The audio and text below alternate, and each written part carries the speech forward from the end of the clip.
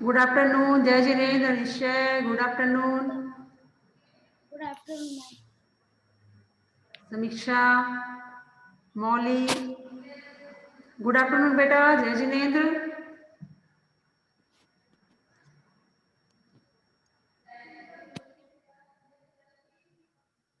आरुष, तैयार हैं पढ़ने के लिए? मैम। Okay, very good. अच्छे से बैठ के पढ़ना है, ठीक है? ध्यान से पढ़ना है आप लोगों को। आज हम पढ़ेंगे व्याकरण, ठीक है? व्याकरण में पाठ 17 कहानी लेखन।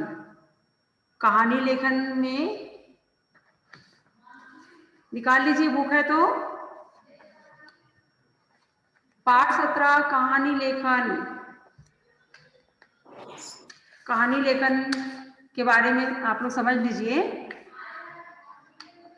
कहानी लिखने से पहले कहानी की रूपरेखा बना लेनी चाहिए। अगर आप किसी प्रकार की कहानी लिखने जा रहे हो, कोई कहानी आप लिखने वाले हो, तो पहले कैसे कहानी लिखनी चाहिए, कहाँ से शुरू करनी चाहिए, कहाँ पे उसका है ना आखिरी करना है, हमें कौन से शब्द से हमें समाप्त करना है उसे, ये सब पहले रूपरेखा बना लेते हैं, तैयार कर लेते हैं।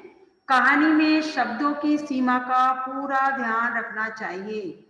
जो कहानी हम लिखते हैं ना, उसमें शब्द सीमा जो होती है उसका हमें ध्यान रखना चाहिए। कितने शब्दों में हमें लिखना है, कितना बड़ा होना चाहिए कहानी। कहानी की जो भाषा होती है, जो कहानी लिखी जाती है, वो सरल होनी चाहिए और आकर्षक होनी चाहिए, अच्छी लगनी चाहिए हमें सुनने के बाद। कहानी हमेशा भूतकाल में लिखनी चाहिए। भूतकाल में मतलब जो बीत गया, जो समय जा चुका, जो कार्य हो चुका, भूतकाल कहते हैं ना उसे। उसमें कहानी लिखनी चाहिए कि पहले हम गए थे तो ये हुआ था, वहाँ ऐसा हुआ था, है ना? भूतकाल में कहानी लिखनी चाहिए।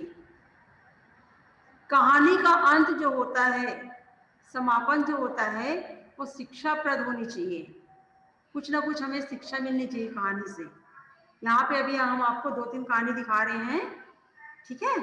आप लोग ध्यान से सुनेंगे और समझेंगे, क्योंकि कहानी लेखन जो है वो आपके सिलेबस में है, एनुअल एग्जाम के सिलेबस में है ये। तो ध्यान से आप लोगों को सुनना और समझना है। अभी स्क्रीन पे हम दिखा रहे हैं और समझा रहे हैं, फिर आप लोगों से प्रश्न पूछा जाएगा और आप लोग हमें बताएंगे। जो बच्चे अब अब्सेंट रहते हैं, अभी रिवीजन आप लोग का स्टार्ट हो चुका है, अब अगर जो बच्चा अब्सेंट रहता है उसको किसी भी टेस्ट में नंबर नहीं मिलेगा। जितने भी टेस्ट आप लोग दिए हैं, पूरे किसी भी टेस्ट का नंबर हम नहीं देंगे आप लोगों को, आप लोग अब्सेंट किए तो। 22 स्टूडेंट है, उसमें से ओनली 11 बच्चे प्रेजेंट हैं। देशना अनम्यूट करिए, अनम्यूट करिए देशना।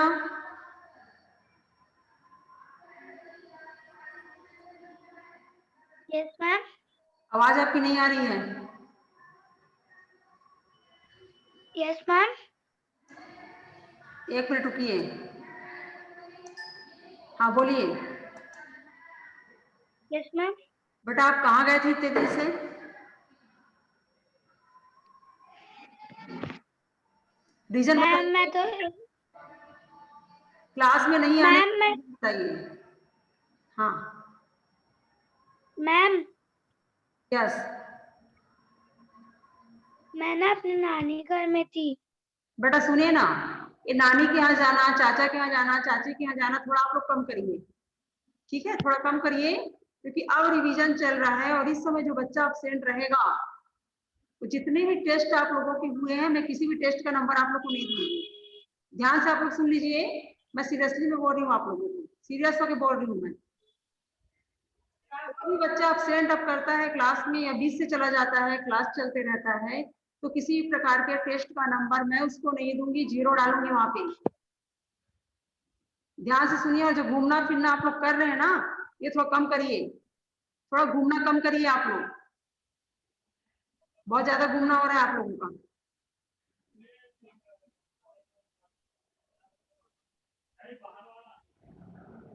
चलिए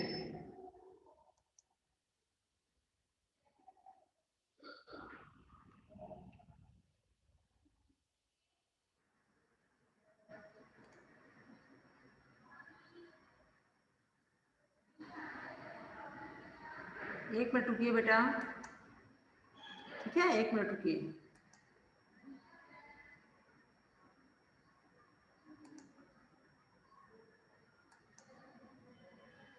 दिख रहा है स्क्रीन पे क्या लिखा हुआ है? निश्चय अनम्यूट करिए, स्क्रीन दिखाई दे रहा है? अनम्यूट करो बेटा। Ma'am, yes ma'am. क्या लिखा है स्क्रीन पे? मैम, स्क्रीन पे लिखा है चैप्टर नंबर 17 कहानी लेखन। चैप्टर नहीं बोलते हैं, हिंदी पढ़ रहे हो, पाठ बोलते हैं, ठीक है। चलिए, जो समझाया जा रहा है उसे ध्यान से सुनेंगे आप लोग, क्योंकि आप लोग के एनुअल एग्जाम के सिलेबस में कहानी लेखन है, ठीक है।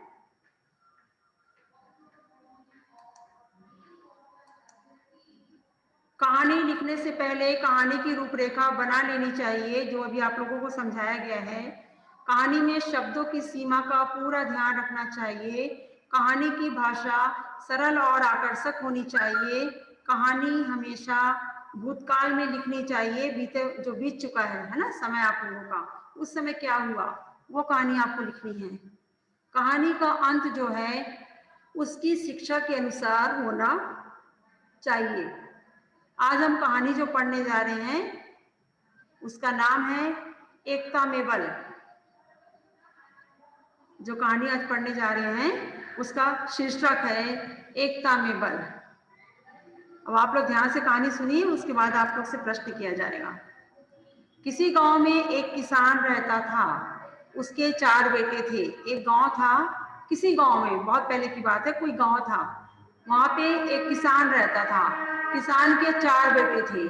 किसान के 4 बेटे थे जो हमेशा आपस में झगड़ते रहते थे, जो हमेशा आपस में झगड़ते रहते थे। किसान उन्हें बहुत समझाता पर उसके बेटों पर उसका कोई असर न होता।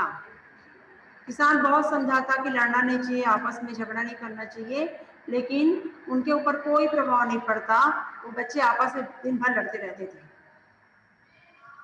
किसी गांव में एक किसान रहता था, उसके 4 बेटे थे। कितने बेटे थे?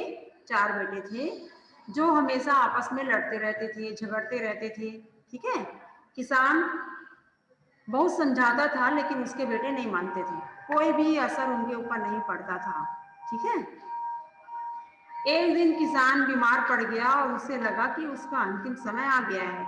उसने अपने 4 बेटों को बुलवाया और कहा, किसान की तबीयत बहुत ज्यादा खराब हो गई और किसान को लगने लगा कि उसका आखिरी समय आ गया है, यानी अब वो शायद ही बचेगा ना। इसलिए वो क्या किया, अपने 4 बेटों को बुलवाया और कहा कि यहाँ लकड़ियों का, अपने 4 बेटों को बुलाया, 4 बेटे चले आए और उनसे क्या करने के लिए कहा यहाँ लकड़ियों का एक गट्ठर रखा है, उसे उठा लाओ। लकड़ी का गट्ठर, बहुत सारी लकड़ियां जो बंधी हुई रखी रहती है ना, उसे गट्ठर कहा जाता है। किसान अपने बेटों को बुलाया और बोला कि वहां पे लकड़ी का गट्ठर रखा है, उसे उठा करके लाओ। 4 बेटे हैरानी से लकड़ियों के उस गट्ठर को उठा लाए। 4 बच्चों को बड़ा हैरानी हुआ और उठा करके लेकर के आ गए। किसान ने कहा अब इसे बारी बारी से तोड़ो। किसान बोल रहा है कि अब इसको बारी बारी से तोड़ो। बारी बारी से मतलब एक पहले तोड़ेगा, फिर दूसरा आके तोड़ेगा, फिर तीसरा आके तोड़ेगा, फिर चौथा आके तोड़ेगा। उसे कहते हैं बारीक बारीक, ठीक है, उसे कहते हैं बारीक बारीक। बारी बारी से तोड़ना, बारी बारी से तोड़ना यानी आकर के लाइन से तोड़ना, और बारीक बारीक तोड़ना यानी छोटा छोटा करना। दोनों में कितना अंतर है देखिए, बारी बारी और बारीक बारीक। गट्ठर को उठा लाए। किसान ने कहा अब इसे बारी बारी से तोड़ो। एक एक करके 4 बेटों ने लकड़ियों के गट्ठर को तोड़ने की कोशिश की। पहला लड़का आया, वो गट्ठर को तोड़ा, नहीं तोड़ पाया। सेकंड आया, वो ऐसा किया, नहीं कर पाया। थर्ड आया, वो ऐसा किया, नहीं कर पाया। चौथा लड़का आया, वो किया, वो भी नहीं कर पाया, ठीक है। परंतु लकड़ियों का गट्ठर नहीं टूटा, सभी असफल रहे। असफल रहे मतलब किसी ने भी उस गट्ठर को नहीं तोड़ पाया। असफल रहने का मतलब होता है कि किसी ने भी, कोई भी बच्चा उस गट्ठर को नहीं तोड़ पाए।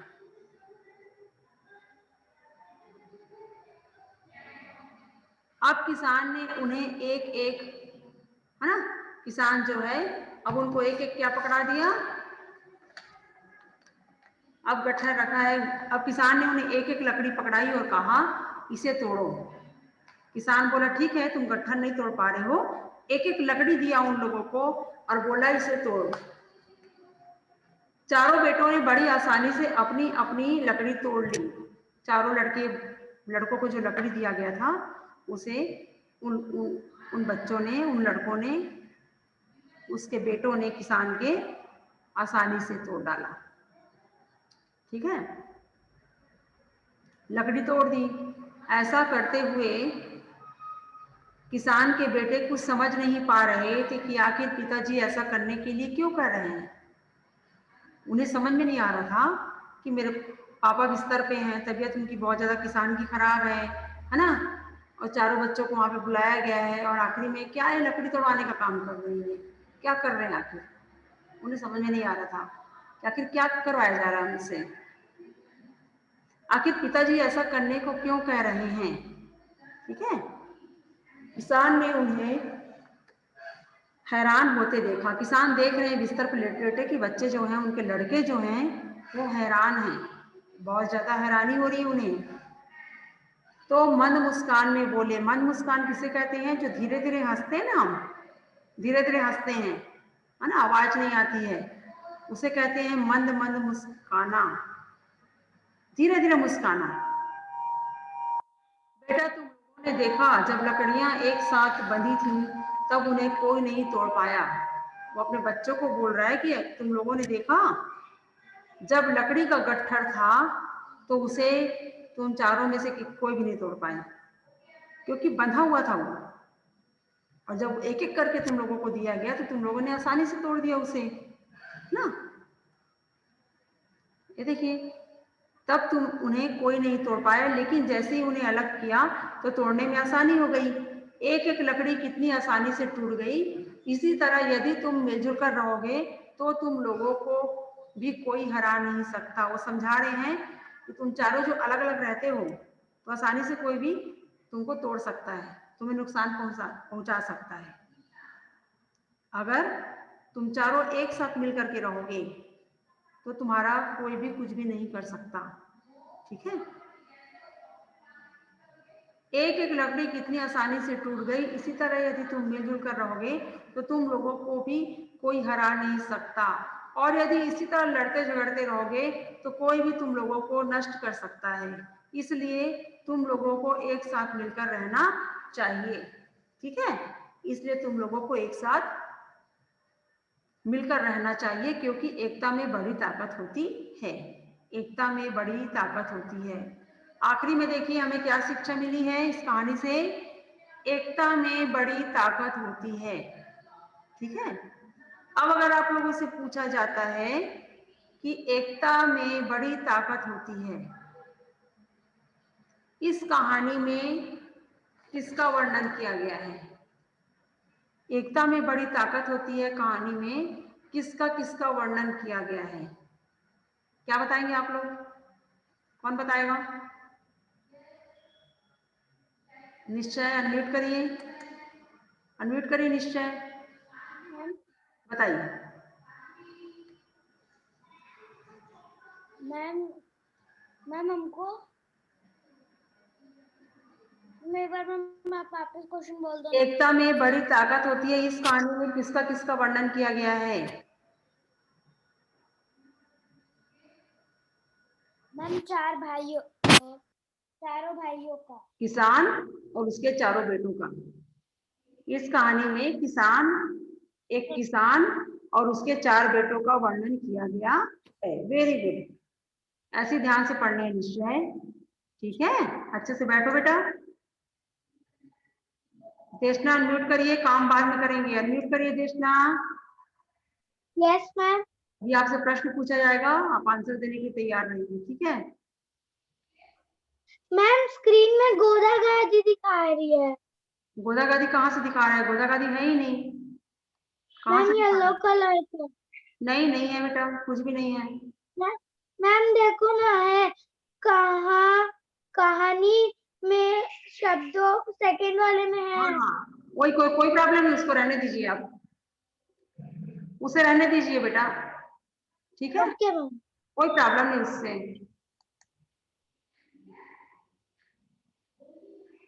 उससे कोई प्रॉब्लम नहीं है।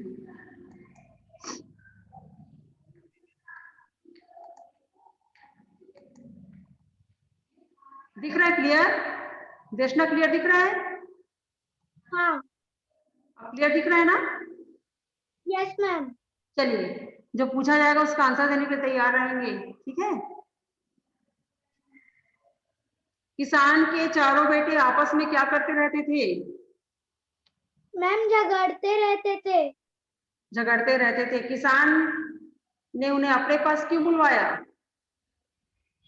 और क्या कि उन लोग झगड़े ना, उनको सबक देने के लिए। Good, very good. उन्हें सबक सिखाने के लिए, उन्हें कुछ समझाने के लिए, ठीक है, वेरी गुड।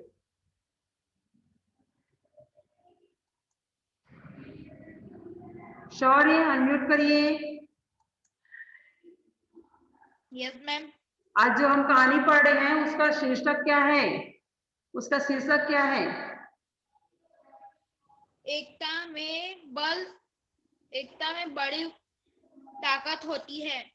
एकता में बल जो हम पढ़ रहे हैं, है ना, कहानी जो हम पढ़ रहे हैं एकता में बल, और उसमें किसका किसका वर्णन किया गया है?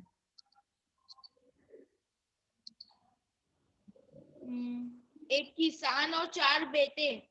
किसान और उसके 4 बेटों का वर्णन किया गया है। किसान ने अपने बेटों को कौन सा कार्य दिया करने के लिए? लकड़ी का गठन तोड़ने के लिए। हाँ, किसान ने अपने बेटों को लकड़ी का गट्ठर तोड़ने के लिए दिया। इस कहानी से हमें क्या शिक्षा मिलती है?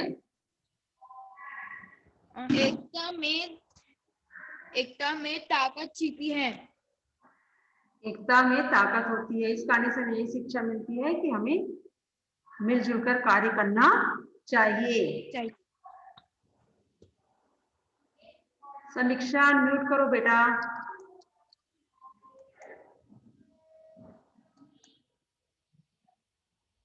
एक मिनट रुकिए, समीक्षा म्यूट करिए। Yes ma'am. हाँ, किसान की जब तबीयत बहुत ज्यादा खराब हो गई, किसान को जब लगा कि नहीं बच पाएगा, है ना, उसका आखिरी समय आ रहा है, तो उसने क्या किया? उसने अपने चारों बेटों को एक एक लकड़ी दी और तोड़ने बोला।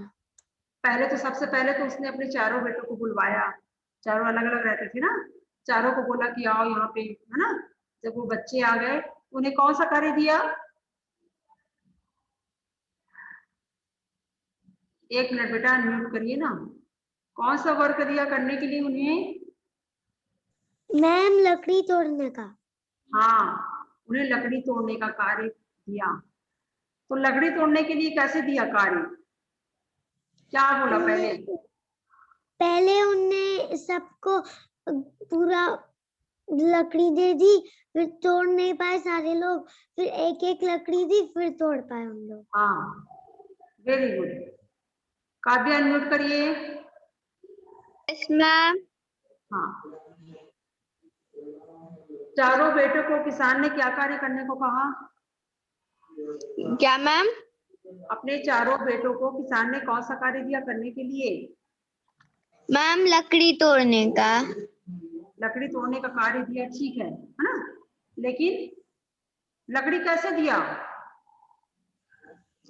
मैम पहले एक लकड़ी दिया और फिर गट्ठर में दिया। गलत बोल रहे हो आपने ध्यान से कहानी नहीं सुनी लग रहा है, आपने कहानी ध्यान से नहीं सुनी है। प्रियांश अनम्यूट करो बेटा, अनम्यूट करिए प्रियांश।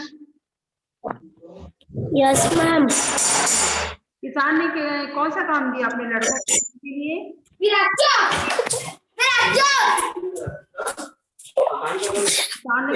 मैम लकड़ी तोड़ने का काम दिया, वर्क दिया। एक मिनट वीडियो ऑन करिए ना बेटा, आप कहाँ चले गए? मैं वीडियो ऑन रखा हूँ। रखियो 2 मिनट रुकिए। हाँ ओके गुड। लकड़ी तोड़ने का कार्य देखो क्या किया, कितना लकड़ी दिया तोड़ने के लिए पहले? पहले गठन दिया, पूरा बंधा हुआ लकड़ी। हाँ गट्ठर बोलते हैं उसको, लकड़ी का गट्ठर। यस मैम, गठन। बहुत सारी लकड़ियां होती हैं यस घर में और उसे बांध करके रखा जाता है ना, उसे गट्ठर बोलते हैं।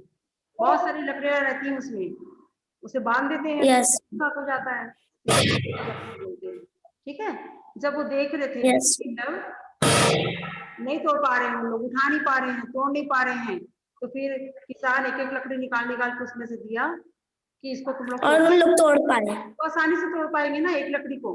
यानी वो ये समझा हाँ मैम। कि तुम लोग अभी अलग अलग रह रहे हो, तुम लोगों को कोई भी आसानी से तुम्हारा कुछ भी नुकसान पहुंचा सकता है। अगर तुम चारों एक साथ मिल करके रहोगे, जैसे सब एक साथ है और इनको कोई भी नहीं तोड़ पा रहा है, तुम चारों अगर मिल करके रहोगे तो तुम लोगों का कोई भी कुछ भी नहीं कर पाएगा।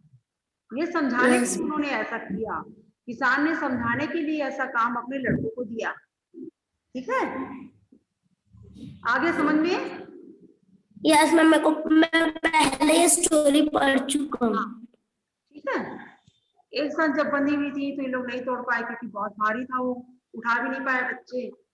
जब अलग अलग कर दिया गया तो तब उन लोग आसानी से तोड़ लिए। आसानी से उन्होंने तोड़ लिए। ये कहानी समझ में आ गया? ठीक है, अब हम देखते हैं मूर्ख मित्र। ठीक है, यस मैम, दावत भी है कहानी। दावत भी है, चलिए दावत पढ़ते हैं। Yes ma'am. एक जंगल में बहुत से जानवर रहते थे। एक जंगल था, बहुत सारे जानवर वहां पे रहते थे। ठीक है, जिनमें से लोमड़ी और सारस की अच्छी दोस्ती थी। जंगल है तो बहुत बहुत सारे जानवर वहां पे रहेंगे ही और उनके फ्रेंड भी होते हैं, दोस्त बनाते हैं उन लोग। जैसे आप लोग क्लास में फ्रेंड बनाते हो ना, तो जंगल में उन लोग भी फ्रेंड बनाते हैं। तो लोमड़ी और सारस की अच्छी दोस्ती थी। लोमड़ी और सारस बहुत अच्छे दोस्त थे। इन दोनों में लोमड़ी कुछ ज्यादा ही चालाक थी। लोमड़ी जो थी वो बहुत चालाक थी, जबकि लोमड़ी का दोस्त जो सारस था वो बहुत सीधा साधा था। लोमड़ी का जो दोस्त था सारस वो बहुत सीधा साधा था, है ना, और लोमड़ी बहुत ज्यादा चालाक थी। उसकी चोंच बहुत लंबी थी। एक दिन लोमड़ी ने सारस को घर पर दावत के लिए बुलाने की सोची। दावत के लिए यानी खाना खाने के लिए बुलाना। दावत पे बुलाना मतलब जब हम खाना खाने के लिए हैं तो दावत कहा जाता है। ठीक है, तो एक दिन लोमड़ी जो है वो सारस को अपने घर खाना खाने के लिए बुलाने की सोची। लोमड़ी ने सारस से उसकी खाने में पसंद पूछी। हम पूछते हैं ना भाई कि आप हमारे यहाँ खाना खाने के लिए आएंगे तो आपको क्या क्या चीज पसंद है, आप क्या कौन कौन सी सब्जी आप खाते हो, आपको क्या चीज अच्छा लगता है, वही हम बनाएंगे अपने घर में। ठीक है, तो लोमड़ी ने सारस से लोमड़ी जो है वो सारस से पूछी तुम्हें क्या पसंद है। सारस ने कहा उसे खाने में खिचड़ी, खीर, पुलाव, दाल आदि पसंद है। ठीक है, खाने में उसको खिचड़ी, खीर, पुलाव, दाल आदि सब पसंद है। उसके बाद लोमड़ी ने सारस को दावत पर जाने के लिए कहा। ठीक है, दावत पर जाने के लिए उत्सुक सारस बड़ी अच्छी तरह से तैयार हुआ। जाना उसके घर में खाने के लिए करके बहुत अच्छे से तैयार हुआ। उसने अपने पंखों को साफ किया, जो पंख था ना उसको साफ किया।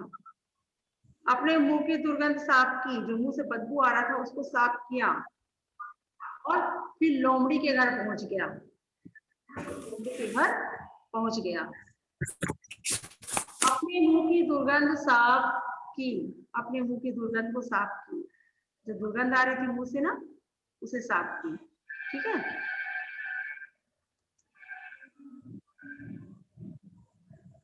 ठीक से बैठिए बच्चे, आप लोग ठीक से बैठो, पढ़ाई कर रहे हो ना। धैर्य, वीडियो ऑन करिए, आरुष वीडियो ऑन करिए, वैभव, मौली वीडियो ऑन करके बैठिए।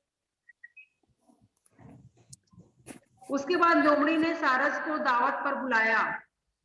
ठीक है, दावत पर जाने के लिए उत्सुक सारस बड़ी अच्छी तरह से तैयार हुआ। ध्यान से सुनना, भी हम पूछेंगे। बहुत अच्छी तरह से तैयार हुआ। उसने अपने पंखों को साफ किया, अपने मुंह की दुर्गंध साफ की और फिर लोमड़ी के घर पहुंच गया। ठीक है, सारस जब पहुंचा तब लोमड़ी ने उसका अच्छा स्वागत किया। सारस जब लोमड़ी के घर पहुंचा तो लोमड़ी बहुत अच्छे से स्वागत की उसका। लोमड़ी ने उसे बैठाया, ठीक है, अच्छी तरह से लोमड़ी ने उसे, ये देखिए लिखा है, लोमड़ी ने उसका अच्छा स्वागत किया, लोमड़ी ने उसे बैठाया और थोड़ी बातचीत की। अब आपके यहाँ कोई आता है, आपने खाने के लिए बुलाया है, तो जैसे ही कोई खाने के लिए आता है तो सीधा खाने पे तो नहीं बिठा देते आप उसे, है ना, पहले उससे बातें करते हैं, थोड़ी देर बात करने के बाद, पानी वगैरह देने के बाद, फिर थोड़ी देर बाद हम उसे खाना खिलाते हैं। तो पहले लोमड़ी भी सारस से बातचीत की। बातचीत करते हुए सारस को भोजन की सुगंध आ रही थी। लोमड़ी ने उसकी पसंद की सारी चीजें जो बनाई थी। बात करते करते लोमड़ी को ना सारस को खाने की खुशबू आने लगी। लोमड़ी क्योंकि उसकी पसंद की चीज बनाई थी। यह देख सारस को अपनी दोस्ती पर बड़ा गर्व हुआ। सारस बोला, अरे मैंने बहुत अच्छे से दोस्ती किया है, बहुत, है ना, लोमड़ी से दोस्ती किया है। किंतु थोड़ी ही देर में सारस, ठीक है, थोड़ी ही देर में सारस ने देखा कि उसकी पसंदीदा चीजों को लोमड़ी ने एक थाली में लाकर रखा है। थोड़ी देर के बाद देख रहा है सारस कि लोमड़ी जो है, जो जो चीजें उसे पसंद थी, सारस को एक थाली में ला करके रख दी। तब वह निराश हो गया, उदास हो गया, क्योंकि लंबी चोंच से सपाट थाली में खाना आसान न था। सारस की चोंच लंबी लंबी होती है और थाली पे खाना रखा हुआ था, तो सारस को खाने में प्रॉब्लम हो जाती, ठीक है, वो नहीं खा पाता। उसने लोमड़ी को कुछ नहीं कहा और थोड़ा सा खाना खाकर वह भूखा ही घर लौट गया। सारस को खाना खाते नहीं बन रहा था ना, लंबी चोंच थी उसकी। थोड़ा सा खाना खाया और खाके वो आधा खाना खाके आधा पेट ही हुआ भूखा ही गल गया। उसने लोमड़ी को सबक सिखाने की ठानी। और सोचा कि मैं कैसे भी इसे, लोमड़ी को सबक सिखाऊंगा। उसने मेरे साथ ऐसा किया, अब मैं उसे सबक सिखाऊंगा। कुछ दिन के बाद सारस ने लोमड़ी को अपने घर पर दावत के लिए बुलाया। उल्टा किया, उल्टा। अब क्या किया, सारस लोमड़ी को अपने घर खाना खाने के लिए बुलाया। उससे पहले उसने लोमड़ी की रुचि जानी। उसने लोमड़ी से पूछा कि क्या क्या चीज पसंद है। ठीक है, देखिए डायग्राम में दिख रहा है कि सारस कितनी बड़ी चोंच होती है, कैसे खाना खाया हुआ, पानी पी रहा है, देखना भी बताएगा, सबक सिखाएगा भी लोमड़ी को। दावत के लिए बुलाया, उससे पहले उसने लोमड़ी की रुचि जानी। लोमड़ी ने कहा कि उसे खाने में खीर, दलिया, रोटी आदि पसंद है। सारस ने भी खाने का सारा इंतजाम करके रखा था।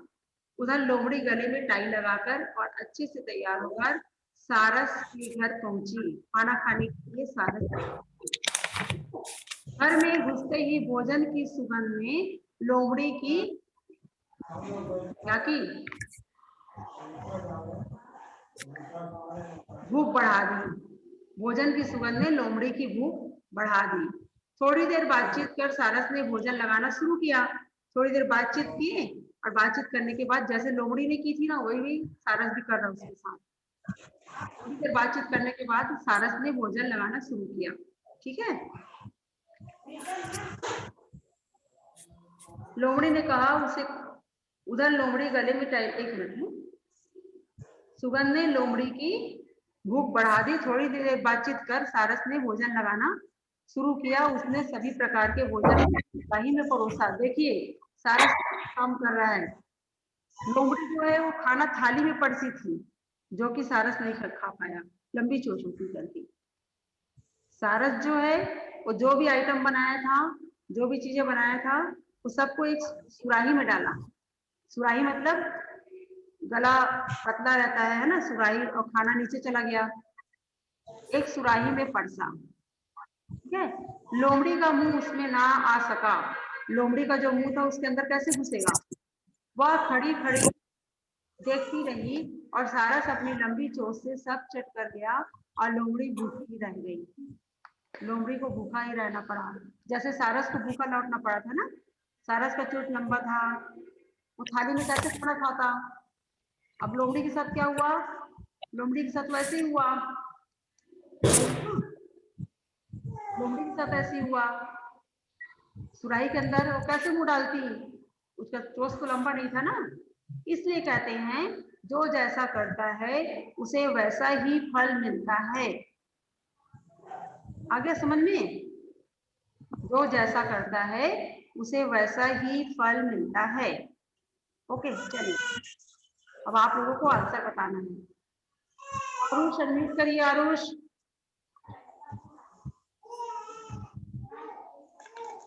आरुष अनम्यूट करिए।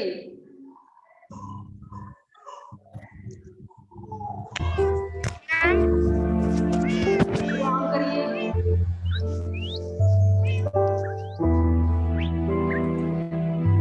कुछ सॉन्ग बज रहा है, बंद कर दीजिए सॉन्ग अपने घर का।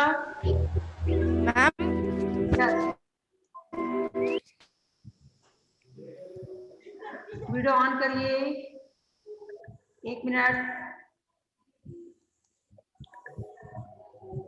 आरुष गुड। मैम आपकी आवाज क्लियर नहीं आ रही है। आ रही है बेटा, आ रही क्लियर।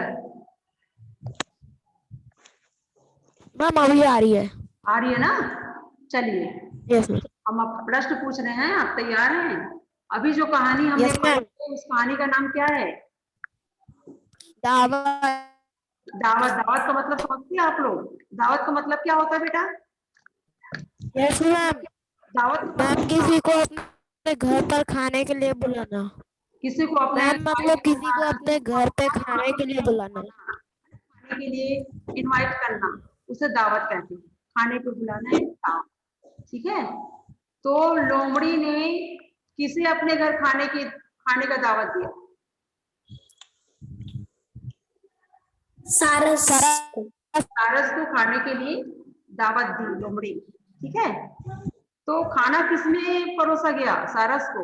Yes ma'am. सारस को खाना खाने के लिए किसमें दी लोमड़ी? मैम थाली में।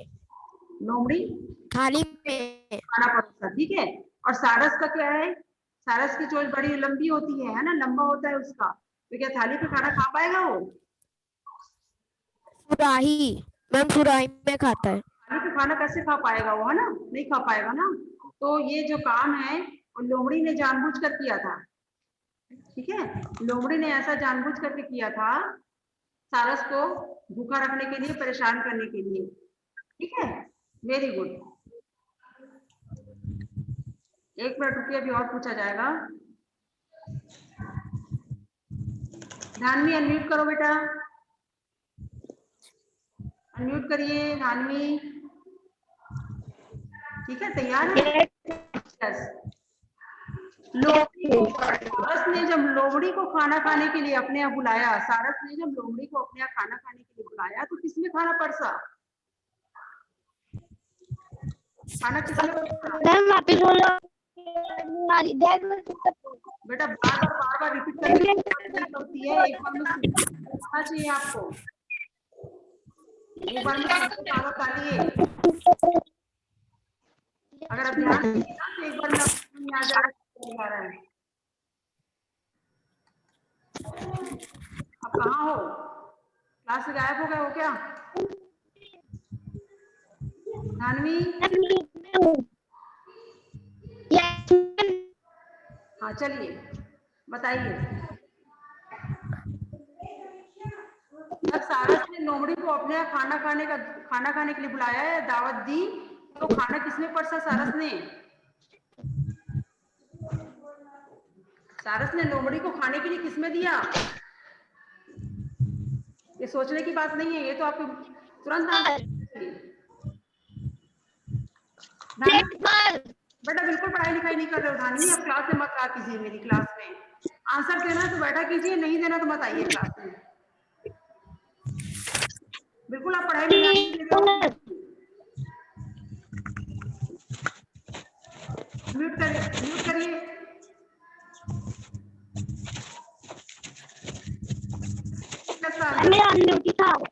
कितना टाइम आंसर देने में नहीं लगता बेटा? कितना टाइम आप लगाते हो? मैम टेबल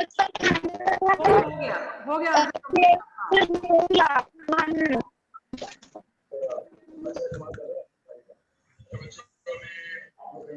लोमड़ी ने किसे अपने यहाँ खाने का दावत दिया?